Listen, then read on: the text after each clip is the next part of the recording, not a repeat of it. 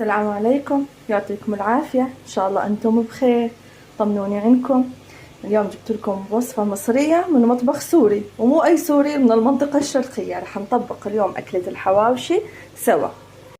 أكلة لذيذة طيبة سريعة وخفيفة، والكل يقدر يسويها، وإن شاء الله تكون التكلفة مثل ما اتفقنا بقناتي للدخل المحدود مقبولة.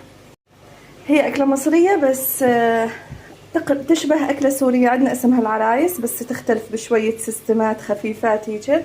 جهزت هنا تقريبا 3/4 كيلو لحمة. كباب فروج، تقدرون تستبدلونه بكباب غنم وكباب عجل، انتم حرين. وبدنا العيش على قولتهم الخبز لنخاله، لأني هي أكلة بدنا نحشي الخبز، عرفتم؟ فما بدنا خبز عربي، خبز أبيض، بدي خبز أسمر.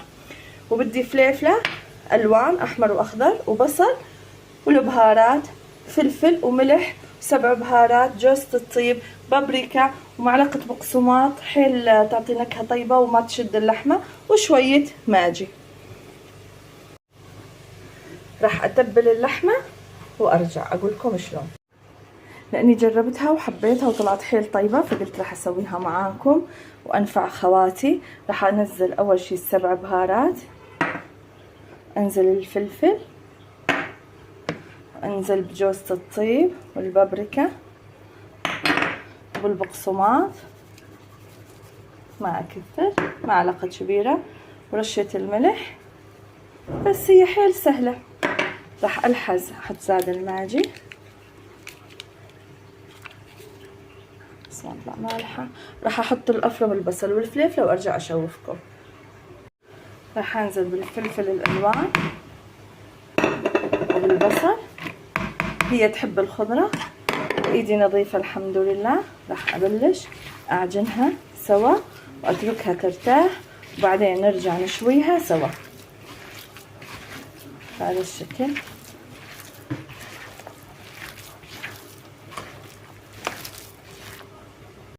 شايفين ما احلى الشكل هسه؟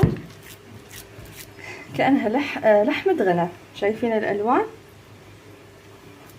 هي بلحمة الغنم اطيب، بس قلت لكم انا عشان الاوضاع اجيب الاسهل والارخص. شايفين؟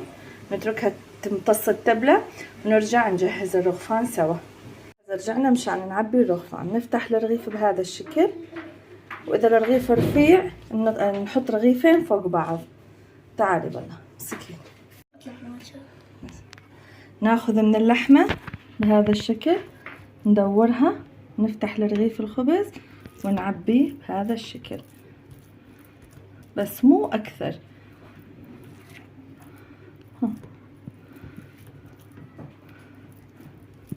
رح ناكل حواوشي اطيب منه ما بي، ونسكره بطريقة ثانية. اذا الرغيف رفيع بدون ما نفتحه، ناخذ هيك اللحمة، ندورها، نفتحها بهذا الشكل،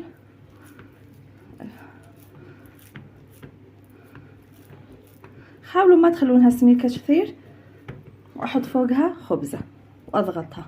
يلا الحس على الشوي نرجع. هذا الشوي بهاي الطريقة. نحط اي صينية ما تلتصق، ونبلش نصب قطع الحواوشي بهذا الشكل. شايفين؟ بهذا الشكل. بس اقلبها ارجع اشوفكم. طبعا انا هنا حشيت، شايفين كل الكمية. صرنا نشوي. الحز خلصنا شوي، قربي شوفيهم. خلصنا شوي. راح افحمهم بهذا الشكل عشان ياخذون نكهة الشوي على الفحم بس، ونرجع على التقديم سوا.